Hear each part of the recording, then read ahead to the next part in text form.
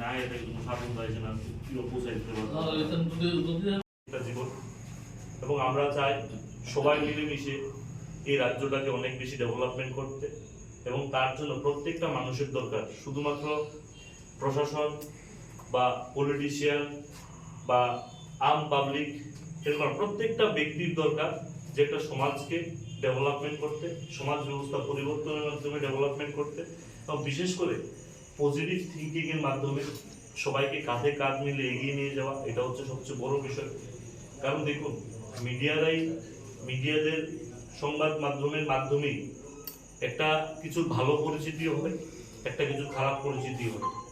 আমি বলবো আপনাদেরকে যে আমাদের এই সাব ডিভিশনের মধ্যে বিশেষ করে টুরিস্ট যারা আছে, যারা ঘোরার জন্য আসে, সিপাহীজলাই হোক, মা কসবেশ্বরী মন্দিরই হোক, প্রত্যেকটা জায়গার যদি আরো বেশি করে আমরা হাইলাইট করতে পারি, সারা বিশ্বের দরবারে যদি আমরা নিয়ে যেতে পারি, তাহলে আমার মনে হয় দর্শনার্থীরা এখানে আসবে, ট্যুরিজম আরো বেশি গুরুত্ব পাবে।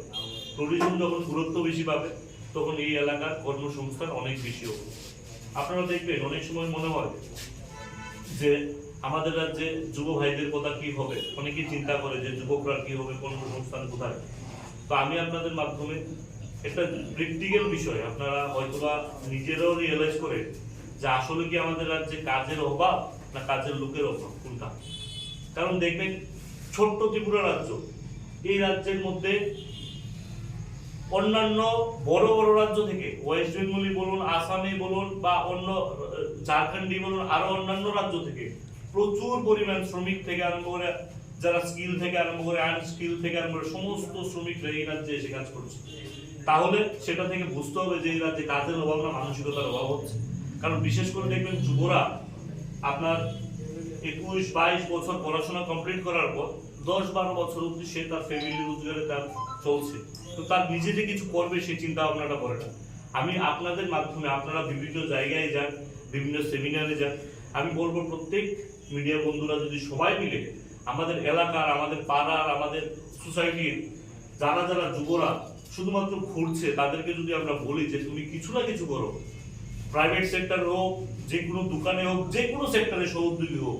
কারণ আমি মনে করি একটা ছেলে যদি 20-21 বছরে যদি সে সহোদ্যোগী হতে পারে, দেখবেন 30-32 বছর অবধি সে আরো 10-12 জনকে সহোদ্যোগী করার ব্যবস্থাপনা করতে পারে। তো আমি যদি সবাই মিলে যদি সেই প্রয়াসটা করি, তাহলে অনেক ভালো হবে। এবং আমরা চাই প্রত্যেকটা যুবদের স্বরোজগার হোক, এবং রোজগারের মাধ্যমে এই ত্রিপুরা রাজ্য ডেভেলপমেন্ট হবে।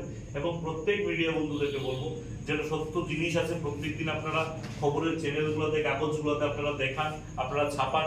কারণ দেখুন, মিডিয়া এমন একটা মাধ্যম, সরকার বলুন বা সংগঠন বলুন বা ব্যক্তি বলুন, ব্যক্তি যদি কোনো জায়গায় কোনো ভুলভাবে চলাফেরাও করে, কোন জায়গাতে ভুল থাকে, তাহলে মিডিয়ার মাধ্যমে কিন্তু সেটা কিন্তু আপনাকে শুধরানোর সুযোগ। শারদীয়ার প্রত্যেক মিডিয়া বন্ধুদেরকে অনেক অনেক শুভেচ্ছা। আজকে বিশালগড় সাব ডিভিশনাল যে প্রেস ক্লাবের সমস্ত কর্মকর্তাবৃন্দ, print media, web media, electronic channel মিডিয়ার প্রত্যেক যারা সাংবাদিক বন্ধুরা যারা উপস্থিত হয়েছে, আমি গতকালকেই আমাদের এই প্রেস ক্লাবের সভাপতি আমাদের প্রিয় বহুদূরদাকে বললাম ফোন করে যে সবার সাথে একটু বসতে চাই, শারদীয়ার আগে শুভেচ্ছা দিতে চাই। তো সঙ্গে সঙ্গে বহুদূরদা ফোন করে বললো যে প্রোগ্রামটা কনফার্ম হয়েছে। তো আমি ধন্যবাদ জানাই পুরো প্রেস ক্লাবের কমিটিকে যে এটা অনুষ্ঠান আয়োজন করেছেন আপনারা সবাই মিলে। বিশেষ করে যারা আমার সিনিয়র দাদারা আছেন, মিডিয়া বন্ধু যারা আছেন, প্রত্যেককে আমার দুর্গোৎসবের প্রণাম জানাই। যারা আমার ভাই বন্ধু, ছোট ভাই যারা আছো, দপ্তর, সেই দপ্তরের সাথে আমরা যোগাযোগ করি এবং দপ্তর কি বললো, কতদিনের মধ্যে সারাই হবে, কতদিনের মধ্যে।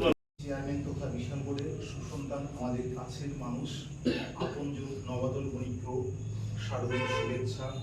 এই দেখে আমার মনে হয় মানুষের সাথে মানুষের কথা বলার যে রাইট, কারণ অনেক মানুষ দেখবেন যে আমি মনে করি যে এলাকার মধ্যে পুরোটা যখন দেখবেন এটা গরিব কোনো বা 60 বছরের ঊর্ধ্ব বয়স, সরকারের গোচরে নেওয়ার সাথে সাথে আমাদেরও কর্তব্য আছে, যেহেতু আমরা দেশের নাগরিক, যে আমরা তার আমাদের ইতিবাচক ভূমিকায় এই সমাজের কল্যাণ হবে, এই রাষ্ট্রের কল্যাণ হবে।